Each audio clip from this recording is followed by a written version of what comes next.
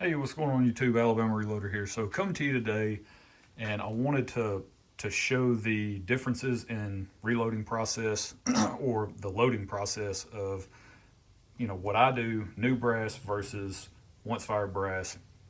Just want to kind of go through that because on the previous video of the series, I did mention that it does differ slightly between opening up a brand new bag of Starline brass and what I typically do with that stuff versus now we've gone out, shot the rounds, came back, and we want to investigate, some of the combinations maybe a little bit more. Well, I need to do something with those 50 pieces of brass to get them prepped and ready to go.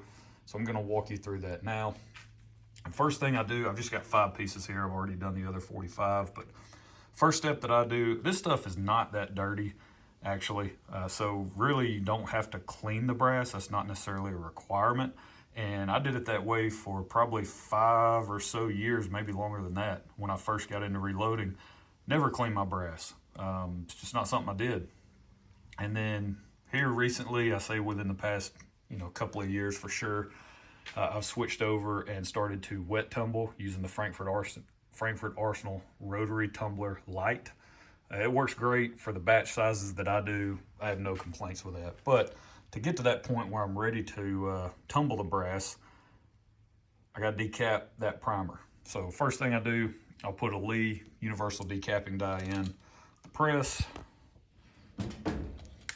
run it up in, pop out that primer, and in the container it goes. So I do that with, however many pieces of brass I'm working with, which you're limited on the amount of space that this thing can hold.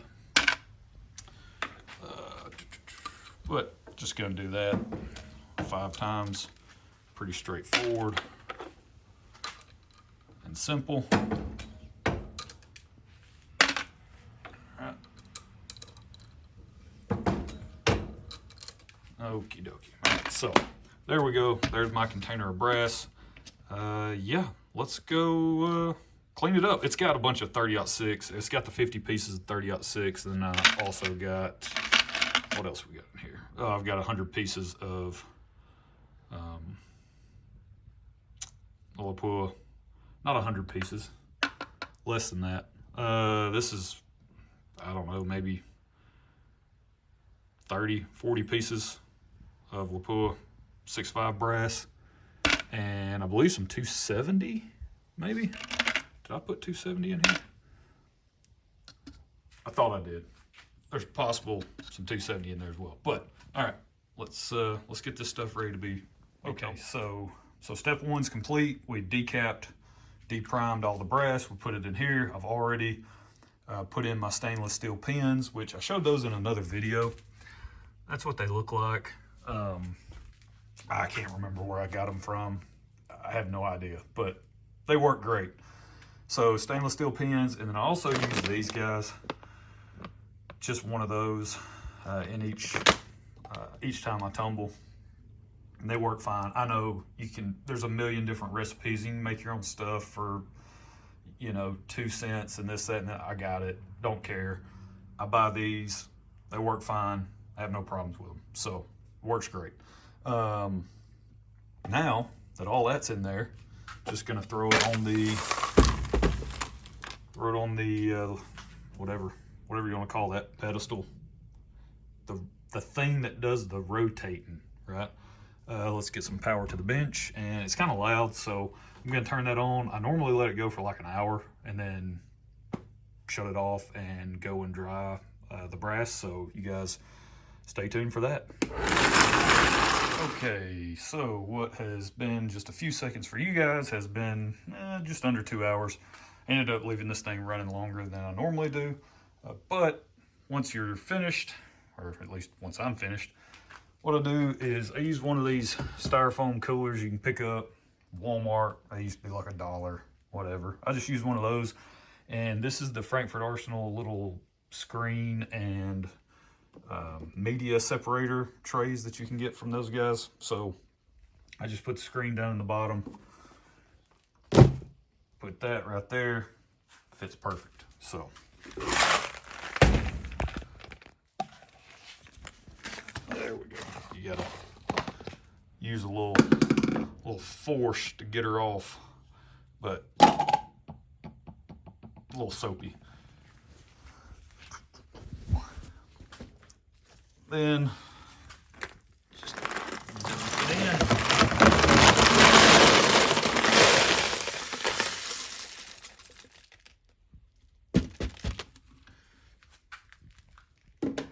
Look at that. Ooh, super clean brass. I'm trying to get the towel situated here. I normally use like a bath towel or something. Just to, what I have to do is go through and dump out the stainless steel pins.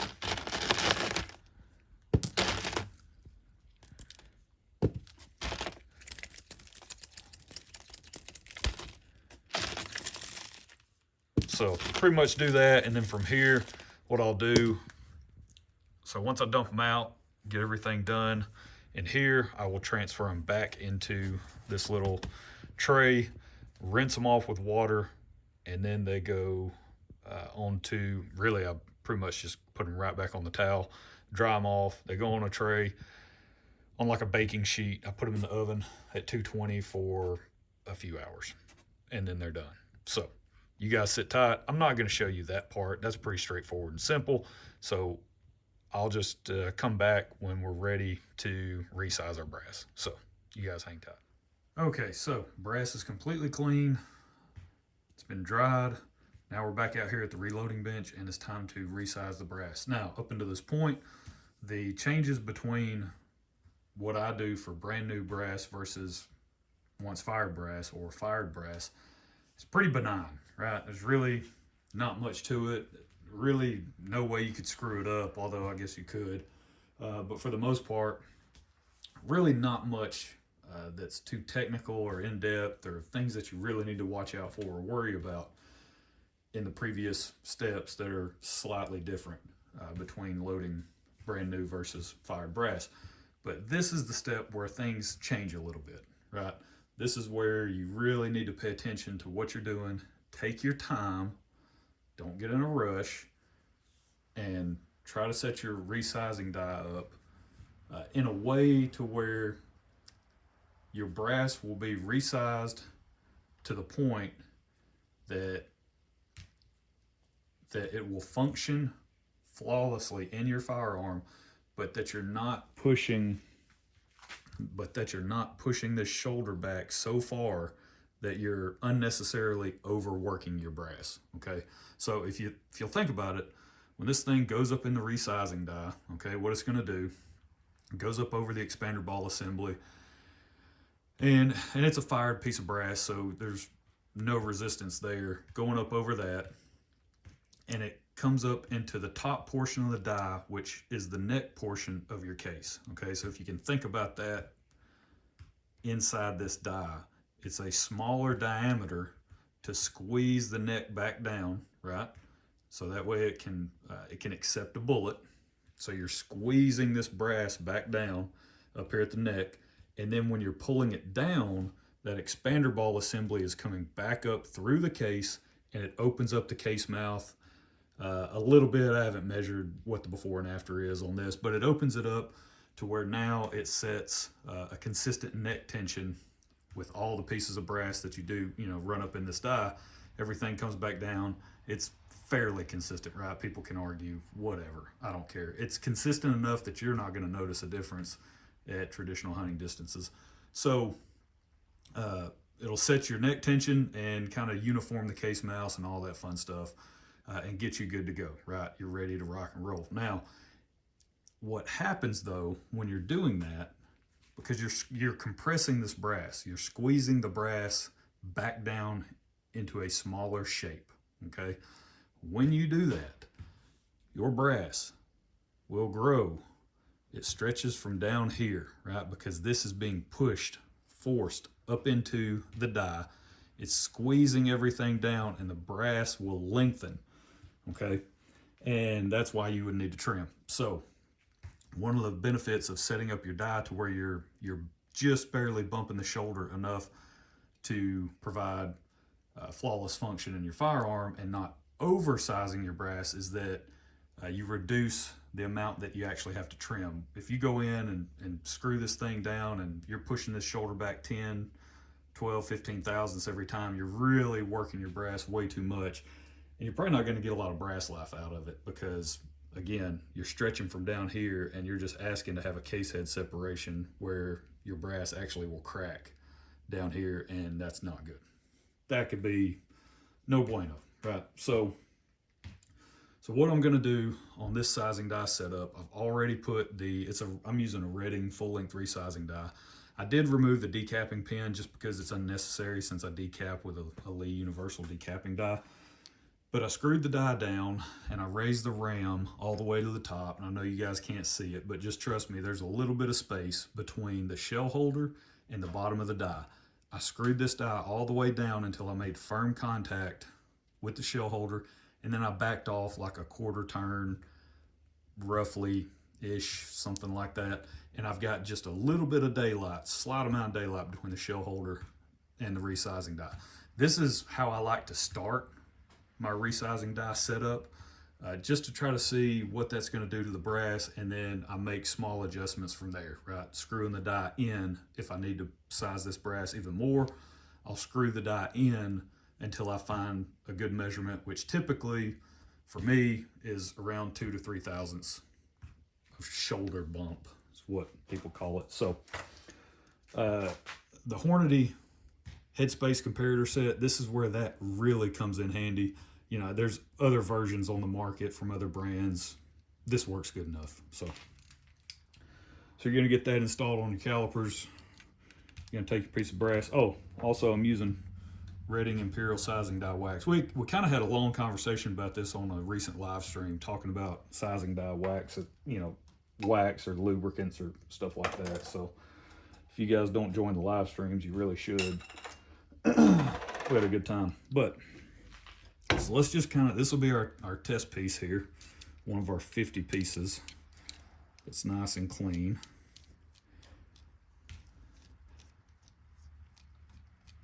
So let's see. You're going to zero that out, okay? You're going to zero that piece of brass.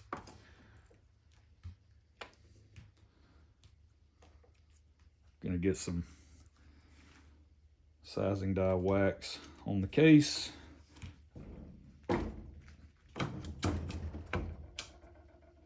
And I always keep a rag on the bench just to wipe off the sizing die wax. It's the somewhat of a downside of using this stuff as opposed to something like Hornady One Shot. Okay, so wiped it off. Let's check.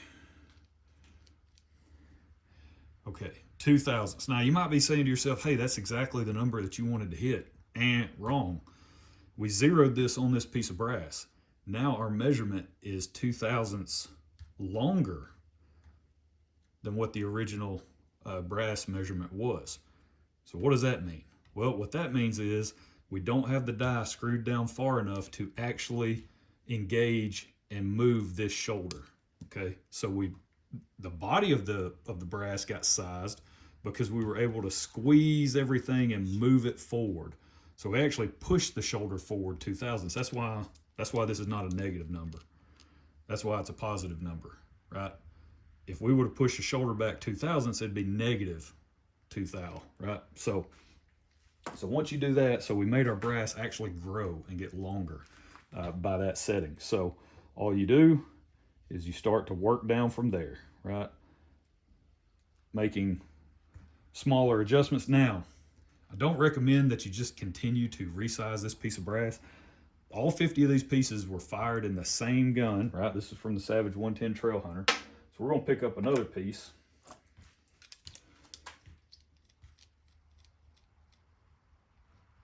We're gonna run it. Let me spin it like I was spinning the other one. So we're at 0 with this piece. All right, so we just made a slight adjustment on our resizing die, right? We barely screwed it into the die. Now let's see what we got. I know this segment's getting a little long. I got it, but this is really where you start to introduce changes to the brass, right? Things that you can do that will either positively or negatively affect it. So we're still just barely, we're even reading zero, half thou, one thou. So we're getting there. We're getting there. Y'all hang tight. So just loosen this up. And I don't have this set. I don't have the lock ring set just yet because I haven't found the proper die setting. So that's why I just popped the lock ring loose a little bit, and then I tighten the die down. That might be too much, but I think that's got us. Let's see. That might have us right there. Oh, so that's what I'm saying. This is a process. You can't get in a hurry, so don't worry about it. Take your time. This is something you want to make sure you set up correctly. And when you set it up correctly the first time, then you can lock down your ring here, your lock ring, and you know that you have a good die setting that you can just continuously reuse, right?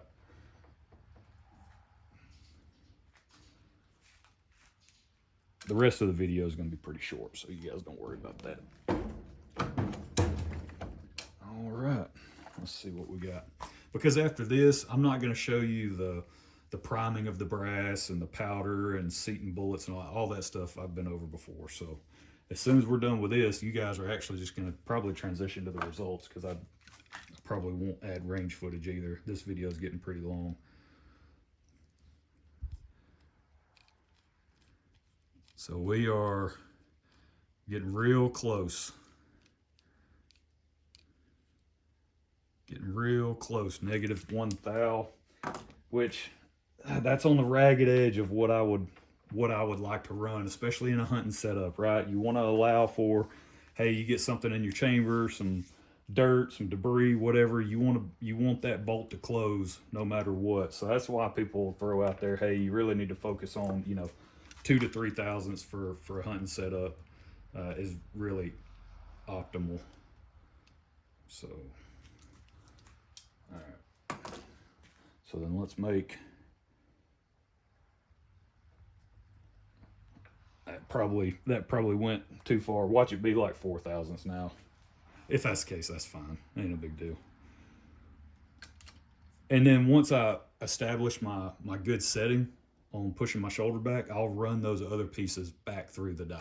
So I just don't want to keep working the same piece of brass over and over, right? Starting to work harden the brass unnecessarily. So I know this is riveting. This is must-see TV. There we go. 3 thou bump on the money. So then I'll come in here. I will lock down this setting.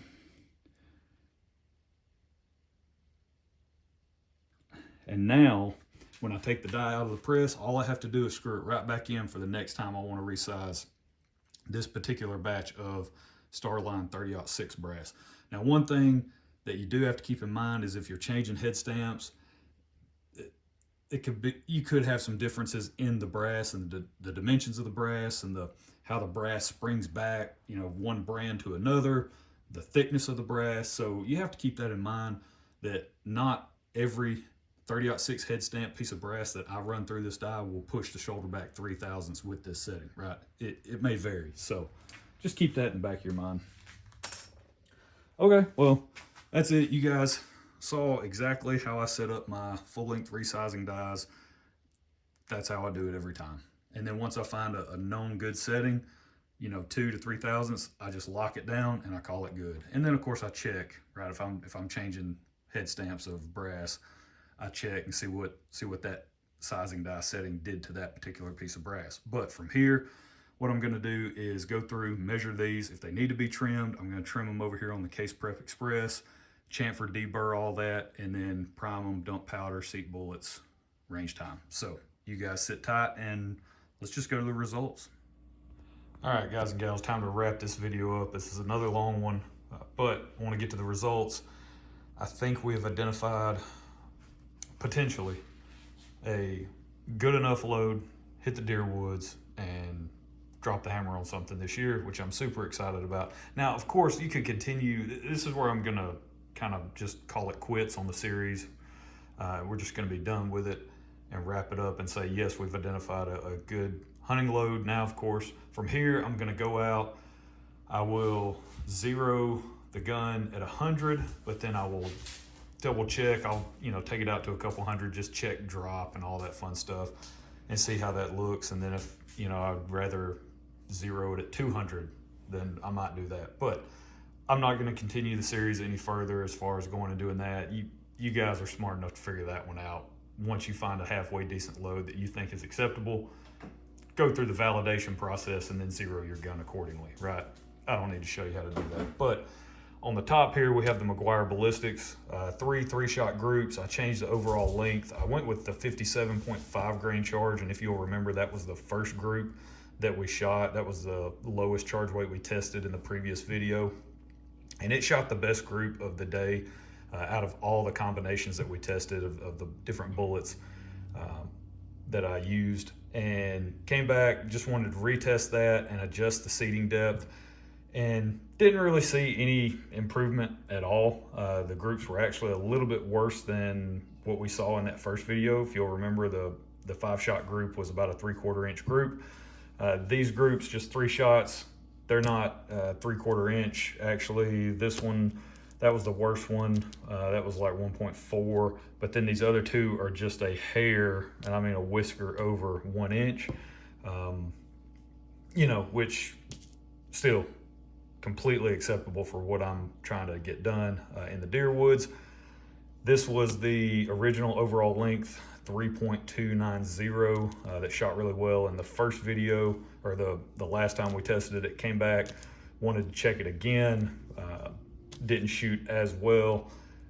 That one, I'm not gonna say I pulled the shot. I'm just gonna say that I didn't like that shot, so we'll leave it at that. These next two increased by 10 thousandths, so that's 3.300 inches there. That's what that looked like. And then 3.310. So I think I'm just gonna go with this one and call it a day on the McGuire Ballistics load. Remember, that's 168 grain copper rose bullet that they have. Love their solid copper stuff. Amazing, shoots great and kills stuff. That's kind of the most critical part. For the CX actually performed really good today. This is I went with the 55 grain charge, which was the slowest that we tested, but that was the best group out of the charge weights that I tested. So I just wanted to circle back and see what that would look like.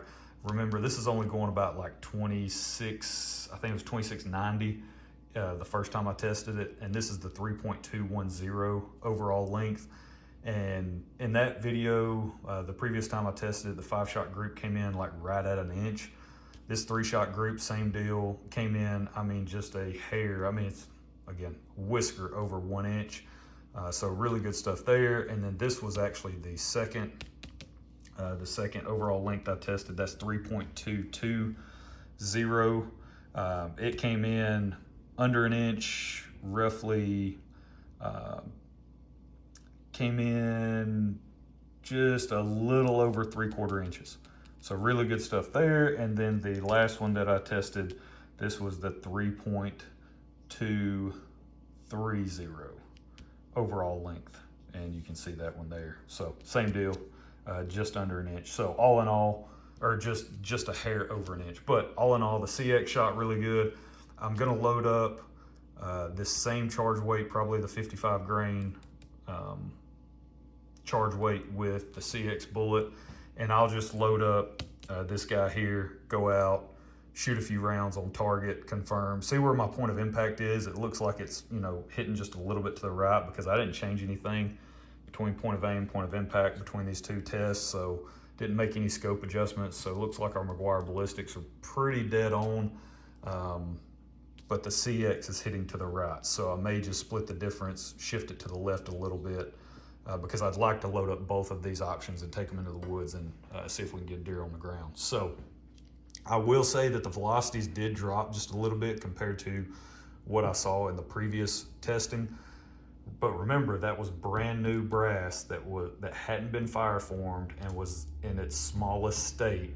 Now that the brass had been fire formed and we were very careful about bumping our shoulder a couple of thousandths, remember our case capacity has now increased, so the internal volume that you're starting with is larger, therefore your pressures should be slightly less or lower than what we saw in that very first firing when our velocities were a little bit higher. For the CX load, we were at like 2690 in that first video. Here we're at like 2655, so we're about 35 feet per second slower coming back, and that's for all three of these, right? That's across 9 shots. We're averaging 2655, and then same thing up here with the McGuire ballistics. We were at like 2838, 2840, and today we were right at like 2805. So again, 25-30 feet per second slower with the McGuire ballistics as well, compared to that original 5-shot group testing that we did last time. So just something to be mindful of when you're working up loads and you're testing brand new unfired brass, and then you're swapping over to once fired brass. Your case capacity does increase just because now the brass is larger, especially if you're careful about how you size your brass, which is what I walked you guys through in the previous segment. So that's it. That's where we're going to leave it. I'm going to load up 57.5 grains of Superformance with the 168 McGuire ballistics, and we're going to seed them to this overall length. I think it was the 3.310, and then for the 180 grain CX, it'll be the 55 grain charge, and we're going to go with the 3.230 overall length. No, 3.220 overall length,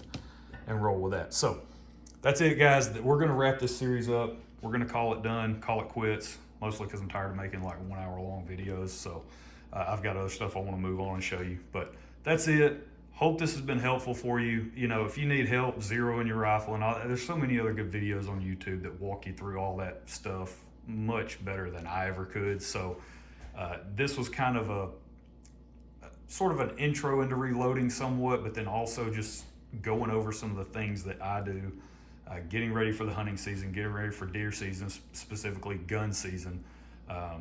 Bow season's already underway, so need to get out in the deer woods, see if we can get one with a stick and string. But that's it. That's where we're going to leave it. Hope you guys have enjoyed it.